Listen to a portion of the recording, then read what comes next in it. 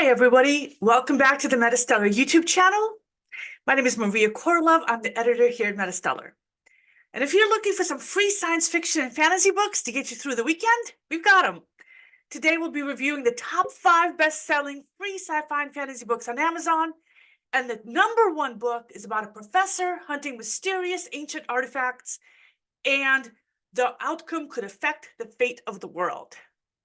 Now, I'm not saying it's aliens, but it's aliens. Yeah, Terrence thinks it's aliens. So if you're not watching this today on January 19th, when I'm recording, the books might no longer be free. But stick around, you might still find your next favorite author. You might just have to pay a little bit of money. And if you don't want to miss any of these free books, subscribe to our channel or to our newsletter, and you can get them in your inbox every Friday. Because every single Friday, our team reads the first few chapters of the books on the top of Amazon's free sci-fi and fantasy list. And today, I was helped out by assistant fiction editor Terrence Smith, editors Amira Lutfi, Melody Friedenthal, Kirsten Nolan, and Alex KOROLOV. And Terrence is here today. Hi, Terrence. Hello. The link to the article and to all the books is in the description box below. For those who are new, MetaStellar is an online magazine of speculative fiction. All the content is always free to our readers. We publish original short fiction, reprints, excerpts, essays, and lots of book reviews. We're able to do this and keep all content completely free thanks to our Patreon supporters. And we have merch like this MetaStellar mug. Give us your money. We've got notepads, and we've got 2 anthologies out. We've got our Year 2 anthology, our Year 1 anthology, and we're currently working on the Year 3 anthology. And if you want to be in our next anthology, or if you just want to be published on our website, our next original fiction submission cycle starts on March 1st. Mark your calendars. Terrence is one of our fiction editors, and he'll be helping manage the process. So yeah, be nice to this guy. All right, so let's get into the books. I want to pull up book number 5 on today's list. Here we go. And let me make that a little bit bigger for you guys so that you can see it. The title is A Touch of Fever. It's by Nazri Noor. This is the first of 8 books in the Arcane Hearts, an urban fantasy series. The other books are $4 each, and they're not in Kindle Unlimited. And this is the author's first time on our list. Kindle Unlimited is where you pay $12 a month and you read all the books you want, as long as you don't mind, being part of the Amazon machine. So if you do mind, then you can't get the all you can read kind of thing, unless you get the book from the library. So Or an independent bookstore. Or an independent bookstore. So, but they don't usually give away the books for free, because independent bookstores can't afford to throw money around like Amazon can. So Melody Friedenthal read this for us, and she says that the book starts pretty dramatically with a humongous sentient griffin attacking Jackson, our narrator. Jackson uses a combination of magic and a metal glove to punch the griffin, which just angers it further. And the griffin was half eagle, half lion, and pure a-hole, according to Jackson. And Melody liked that description. But the metal glove is Jackson's own invention. It doesn't work all that well, and he winds up injured and embarrassed. And we learn that the griffin is actually a friend of Jackson, and it's a play fight that they do every chance they get. So Jackson feeds Zephyr a chicken, and Zephyr gives him some valuable griffin feathers. And Jackson is a member of the supernatural community in California, where the book is set in the modern world. He hides in plain sight, and he goes to the magical black market and sells the griffin's feathers for a nice sum. At this market, you can buy pretty much anything you want. Jackson is not himself a magician. He's an artificer, building magical objects for use by others. And the actual magician has been murdered. Melody wants to know, is Jackson going to be accused? Is he going to investigate the case? So she's curious to find out. Then his neighbor shows up to complain about the noise in Jackson's workshop. And the neighbor is handsome with dark lashes, infinite riches, and a sweet smile. And then Jackson makes a point of showing off his own assets. So Melody has a strong suspicion that we're going to have a romance between these two guys going on. But she says she's interested in this sexual attraction and the tension there. And she's also looking forward to reading about the murder investigation. And she says that the book is well crafted and an easy read. And I like this premise. I don't think I've seen that before in an urban fantasy. So I might check it out as well. Next, we have Memoirs of a Time Traveler by Doug Molitor, the first of 4 books in the Time Amazon Time Travel Sci-Fi series. The other books are $4 each, and they're not in Kindle Unlimited. And this is the second week in a row that this book has been on our Free Friday list. And Amira Lutfi read this for us, and she says she likes it. And she was starting to get a little impatient, but then the plot started moving along pretty nicely. The book starts out with a famous baseball. Sorry, I said this is the second time in a row. Actually, the previous time the book was on our list was in August of 2021. So it's not the second week in a row, but it's the second time that the book has been on our list. So anyway, Andy is a famous baseball player who won't stop sending flowers to Lori. They used to be engaged, but now she doesn't want him back. So Lori's cousin, Dave, the protagonist, has to go tell Andy to leave her alone. And Dave decides to have this discussion right before one of Andy's big games. And Andy dies on the same day. So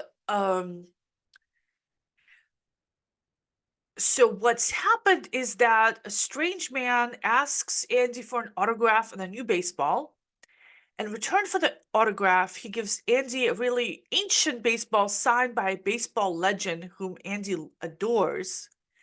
And he thinks this is authentic because he recognizes a signature. And then during the game, he hits 5 home runs, which is apparently legendary. And this is really weird that the strange man appears to get Andy's autograph right before the time where he gets cut from the team. And that the baseball that he gave in exchange for the one with Andy's signature is pretty anachronistic. And she just thinks that it just screams time travel.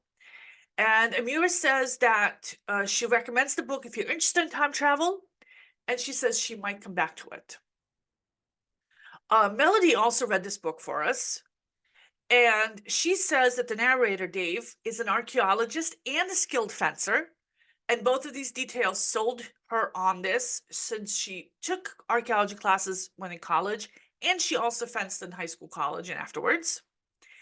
And she was really into the sword thing, and there was sword play in the book, so she was very excited about that. There's also an ancient untranslated language here, a mysterious baseball with powers, and a female Minoan named Errol who's as strong as the legendary Minoan bulls. So she loves the fencing, the linguistics, the archaeology, the strapping female who's has got agency and self-determination, and of course time travel. And she says she's definitely going to finish this one.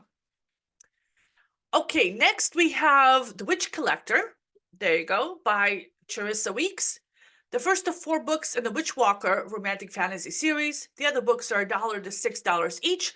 The 4th book is not out yet. It'll be released in March, and you can pre-order it now. And all the books are in Kindle Unlimited. This is the book that's on our list for the second week in a row. It was also on our Free Friday list last week. Kristen Nolan read this for us, and she says it's about Raina. Her sister was selected by the Witch Collector and taken to the Frost King 8 years ago. Now Reina has a god-killing blade and wants to get her revenge. The witch collector is on his way back. He's going to choose another witch from her village, and she wants that he takes her so she can go rescue her sister, kill the king, and set her land free from the king's cold, hard rule. But she can't speak, so communicating is going to be an issue. Kristen says that the story is well-paced, and the author does a fantastic job building suspense. She says the author is an expert storyteller who really knows her craft, and she really pulled her into the story, and the characters were interesting and likable, even the antagonist. So she says that this is a great book for people who love fantasy with a touch of romance. Next, we have Defending Our Land by Robert J. Walker, a box set of 3 books. And this is a box set of that's part of the 68 book series called EMP Survival in a Powerless World. Of course, there's an EMP story. Yes. So we have a lot of EMP books on our Free Friday lists, and we've reviewed a lot of the books in this series as well. They're frequently on the Free Friday list. People love them.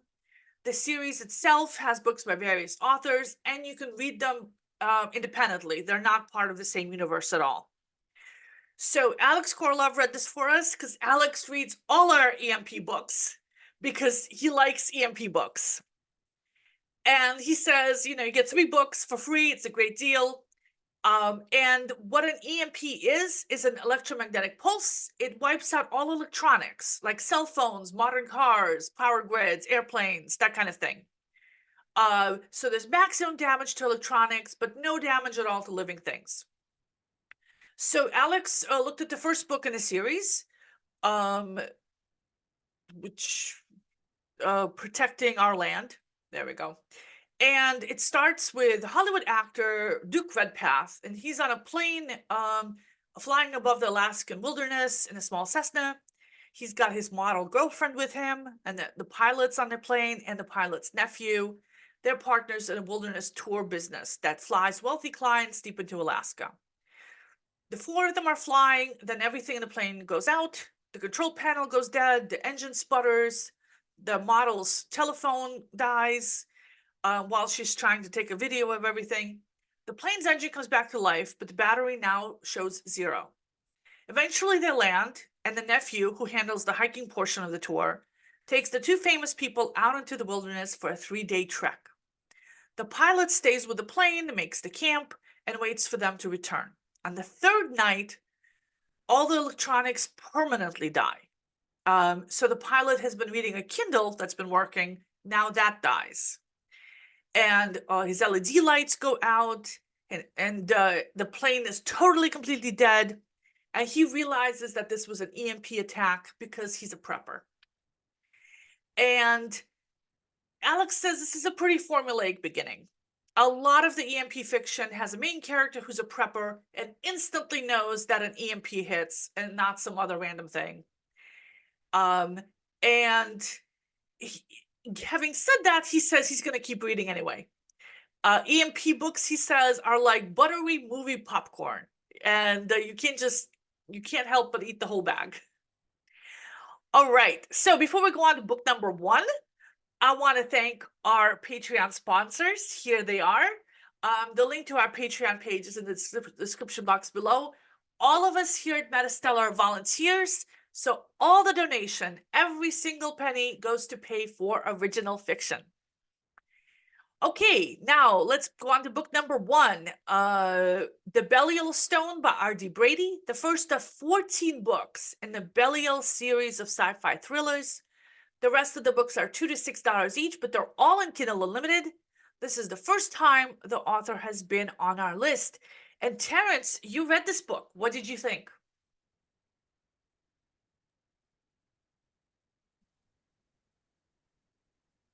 Good. Well, I really got into this one. It's one of those stories that involves the ancient artifacts and conspiracy, and basically it's one of those books that the ancient aliens guy would be really into. Giorgio A. Tsoukalos, that's a guy's name. You know, the one with the crazy hair that makes it look like he's being slowly abducted by aliens. So, uh, so this story kicks off with one heck of a prologue. Farmer finds a mysterious artifact on his land, and he calls up this Professor Gideon to take a look at it, and it turns out that he's probably not very human. He has a very cold expression, and he has like superhuman abilities, like to run incredibly fast and catch up to the farmer almost immediately as he's running away. And he ends up not only killing the farmer, but also the dog. So you know he's evil when he kills a dog. And then we get to the perspective of a protagonist, Lainey. She's a professor who is not as into the ancient civilization stuff like her friend Drew is. So basically, she's very much the Dana Scully to his Fox Mulder. And that leads me to the fact that this is, this is a very X-Files like type of story that a lot of people who are into government conspiracies and ancient extraterrestrials will really be into. And that morning, the story starts. She was asking Lanny to take a look at one of his papers that talks about the lost civilization of Atlantis, as well as also hinting to a secret project his colleague outside the mainstream is working on. Wanting to find out that night that he apparently committed suicide, which is pretty much off the bat not what really happened. So I'm curious to see where this story is going, and I at least hope to continue reading it along with all the other books I keep saying I need to read, but end up not reading because I'm pretty sure I have ADHD. So that's something I need to work on. All right, so that wraps up our breakdown of the top 5 free sci-fi and fantasy books today. Let us know in the comments if you've read any of these, or if you plan to read one of these books. And if you do take a look at it, let us know what you think. And don't forget to like and subscribe to our channel for more bookish content, and to our newsletter. And we also have a weekly writing advice roundup that we do every week. Plus, we publish original free fiction every single week. So take a look at that. Thank you, everybody, and I'll see you next Friday, and hopefully I'll see you next Friday as well, Terrence. Have a great weekend, everybody, and stay warm. See ya. Get bundled up. Be sure to slice open your tauntaun and stay warm in it if you have it. Yeah, we've got a lot of snow out here in Massachusetts where Terrence and I are based. So I'm wearing fleece lined jeans today. All right. Okay. Bye-bye, everybody. See you soon.